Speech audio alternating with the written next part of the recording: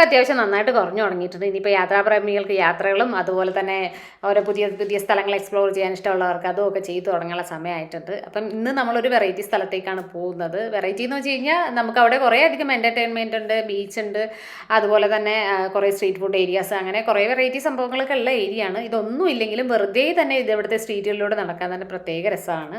നമ്മൾ പോകുന്നത് JBR Jumeirah beach residence ഏരിയയിലോട്ടാണ്. അവിടുത്തെ മരീന വാക്ക് ഏരിയ ഒക്കെയാണ് നമ്മളിന്ന് കാണാൻ പോകുന്നത്. ശരിക്കും കുറച്ചൊന്ന് ലേറ്റ് ഈവനിങ് ആകുമ്പോഴാണ് ഇവിടുത്തെ ലൈറ്റും കാര്യങ്ങളൊക്കെ വന്നിട്ട് വളരെ ഭംഗിയുണ്ടാവുക.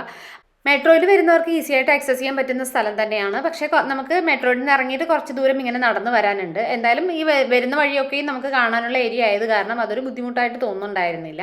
നമ്മൾ ഡ്രൈവ് ചെയ്താണ് പോയിട്ടുണ്ടായിരുന്നത്. പിന്നെ വേണമെങ്കിൽ വേറൊരു ഓപ്ഷൻ ഉള്ളത്, മെട്രോയിൽ വന്നിട്ട് ഇതിൻ്റെ ഉള്ളിലൂടെ ട്രാം ഉണ്ട്.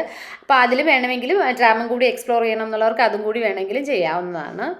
ഇവിടെ നിന്ന് അങ്ങോട്ടാണ് ശരിക്കും JBRൻ്റെ ആ ഒരു റിയൽ ബ്യൂട്ടി നമ്മൾ എക്സ്പ്ലോർ ചെയ്യാൻ പോകുന്നത്. പ്രത്യേകിച്ച് ഒരു വൈബ്രൻ്റ് ആയിട്ടുള്ള ഒരു കളർ കോമ്പിനേഷനിലാണ് ഇവിടുത്തെ സ്ട്രീറ്റുകളും കാര്യങ്ങളും ഒക്കെ. കുറേ അധികം ഇൻ്റർനാഷണൽ ബ്രാൻഡുകളുടെയും അതുപോലെ തന്നെ ഫാഷൻ ഔട്ട്ലെറ്റുകളുടെയൊക്കെ പോപ്പപ്പുകളും കാര്യങ്ങളും ഒക്കെ നമുക്ക് ഈ പോകുന്ന വഴിക്കൊക്കെ കാണുന്നുണ്ടായിരുന്നു. പിന്നെ കുറച്ചുകൂടി മുന്നോട്ട് പോകുമ്പോൾ നമുക്ക് റൈറ്റ് സൈഡിലായിട്ട് ബീച്ച് കിട്ടുന്നുണ്ട്. ബീച്ചിൽ വേറെയും കുറേ അധികം എൻ്റർടൈൻമെൻറ്റും ആക്ടിവിറ്റീസും ഒക്കെ ഉണ്ട്.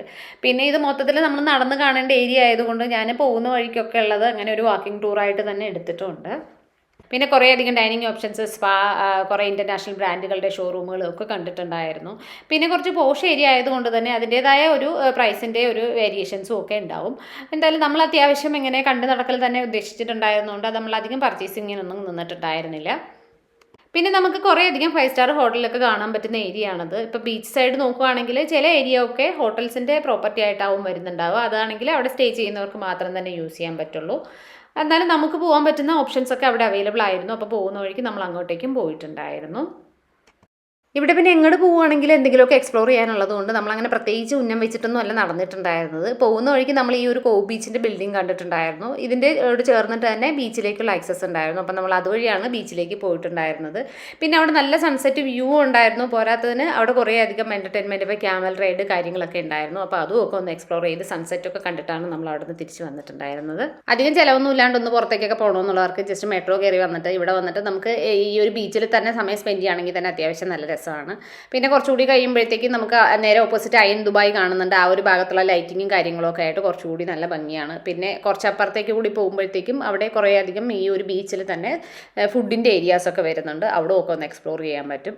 പിന്നെ അധികം ബഡ്ജറ്റ് അല്ലാത്ത ഓപ്ഷനൊക്കെ നോക്കുന്നവർക്ക് വേണമെങ്കിൽ അയൺ ദുബായി വിസിറ്റ് ചെയ്യാം. ഇവിടെ റൈഡിന് പ്രൈസ് വരുന്നത് 130 to 150 ആ ഒരു റേഞ്ചിലാണ് പെർ പേഴ്സൺ ടിക്കറ്റ് റേറ്റ് വരുന്നത്. 40 മിനിറ്റ്സ് റൈഡാണ് വരുന്നത്. ലോകത്തിലെ തന്നെ ഏറ്റവും ഹൈറ്റ് കൂടിയ ഒബ്സർവേഷൻ വീലാണിത്.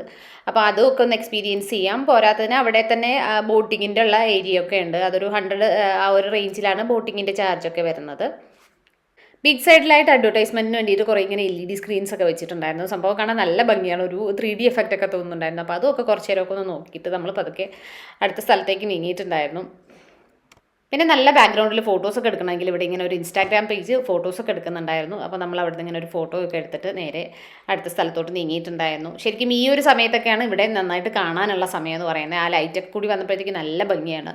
കുറച്ച് നേരത്തെ പോയി കഴിഞ്ഞാൽ നമ്മൾ ഈ ഒരു ലൈറ്റൊക്കെ ഇട്ട് വരുമ്പോഴത്തേക്കും അത്യാവശ്യം ടയേർഡാവും നടന്നിട്ട്. അപ്പോൾ മാക്സിമം ഈ ഒരു ടൈമിലൊക്കെ പോകുന്നതാണ് നല്ലത്. പിന്നെ പാർക്കിങ് ചെറിയൊരു ബുദ്ധിമുട്ടുള്ളതുപോലെ തോന്നിയിട്ടുണ്ടായിരുന്നു. എന്തായാലും ഞങ്ങൾക്ക് ആ ഒരു മെട്രോയുടെ അടുത്തായിട്ട് സ്റ്റാർട്ടിങ് ഏരിയയിൽ തന്നെയാണ് parking കിട്ടിയിട്ടുണ്ടായിരുന്നത്.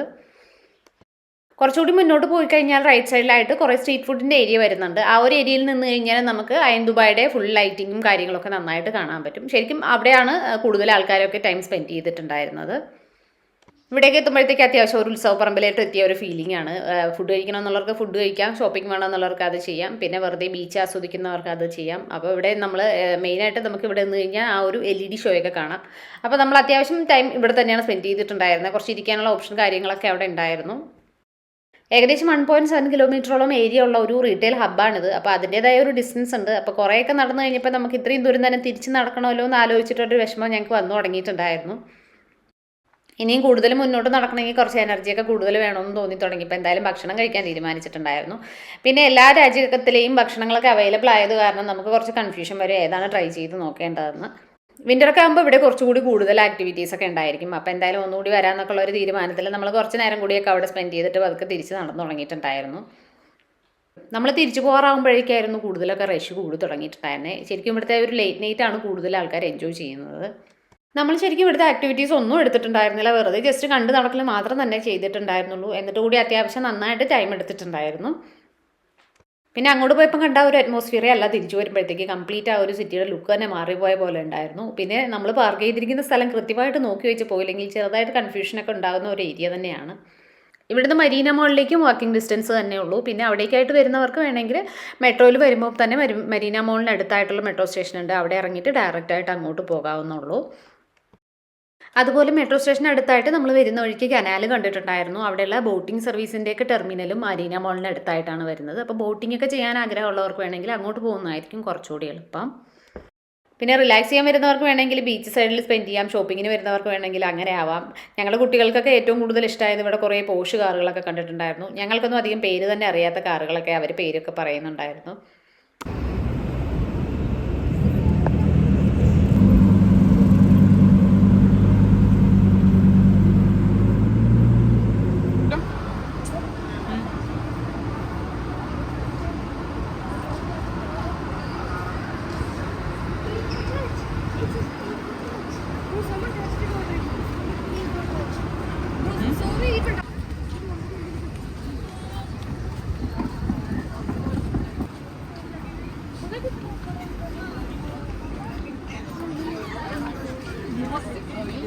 Real 40. You can put 2 scenes, one memory card, WhatsApp, Facebook.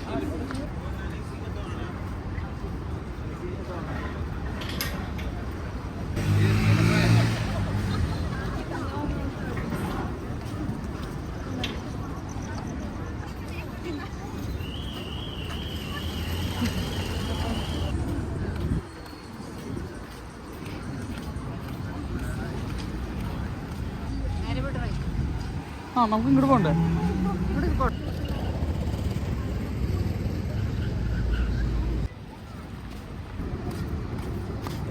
അങ്ങോട്ട് പോയപ്പോൾ ഉണ്ടായിരുന്ന എനർജിയൊക്കെ കുറച്ചധികം നടന്നപ്പോഴത്തേക്ക് കുറഞ്ഞു തുടങ്ങിയിട്ടുണ്ടായിരുന്നു. പിന്നെ ഡ്രാമും കൂടിയൊക്കെ ഒന്ന് എക്സ്പീരിയൻസ് ചെയ്യണമെന്നുണ്ടായിരുന്നു. അതെന്തായാലും നമ്മൾ പിന്നെ അടുത്ത ട്രിപ്പിലേക്ക് മാറ്റി വെച്ചിട്ടുണ്ട്. ഇനി നമുക്ക് നേരെ പോകുന്നത് കനാൽ ഭാഗത്തേക്കാണ്. അവിടെ കുറച്ച് നേരം ഒന്ന് സ്പെൻഡ് ചെയ്തിട്ട് നേരെ തിരിച്ചു പോകാനുള്ള പരിപാടിയാണ്.